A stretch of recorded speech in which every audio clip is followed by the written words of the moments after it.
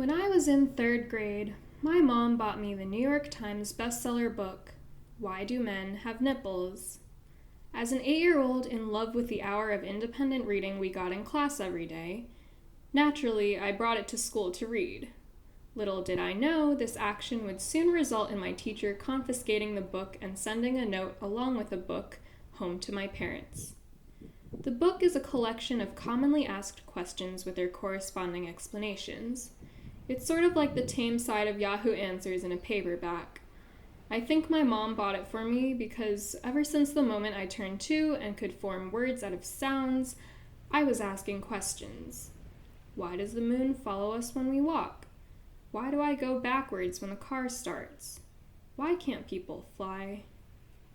She knew that at this rate I would soon be asking questions beyond the scope of her knowledge. With this book, she intended to provide me with responses to the questions that she couldn't answer herself. It's been over 9 years since the incident, and I have absolutely no idea where that book is anymore. I mean, it's probably in some shelf somewhere in my room, wedged in between Diary of a Wimpy Kid and Matilda. Regardless, even though the book has been lost, I have not lost my curiosity of the world. Even though my questions have increased in complexity, I have not ceased to ask them, and even though my questions are often more lofty and daunting these days, I have not ceased to seek answers to them. In 8th grade, I began writing poems, and initially my poems were mediocre at best when rhythm and rhymes were all I cared about. But the more poems I wrote, the more I found that poetry wasn't so much about making words sound pretty as it was a way for me to ask my questions and find answers to them. Why does the moon follow us when we walk? Distances measured in human feet are mostly irrelevant to objects of the night sky. And even though most times I've failed to find any sort of clarity to the questions I was asking. Why do I go backwards when the car starts?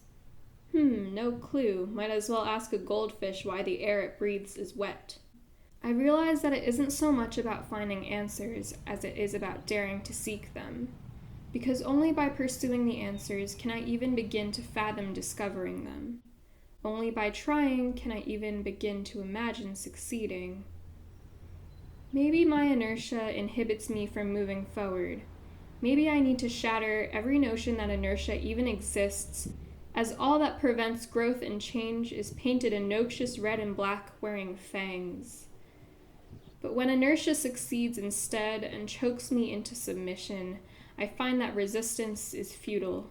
The more desperately I fight, the more forcefully it strangles me, because this is not a physical struggle. Its toxins halt the logic in my mind. Emotion must now guide me. Emotion slaps me in the face and pulls me out of my sluggish state, and emotion reveals that multiple questions can sometimes be linked by a single answer.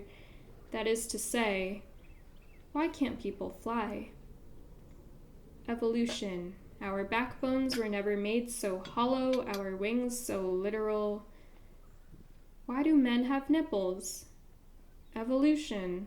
Time moving forward too quickly for natural selection to keep up. That is to say, mammary organs remain as vestiges.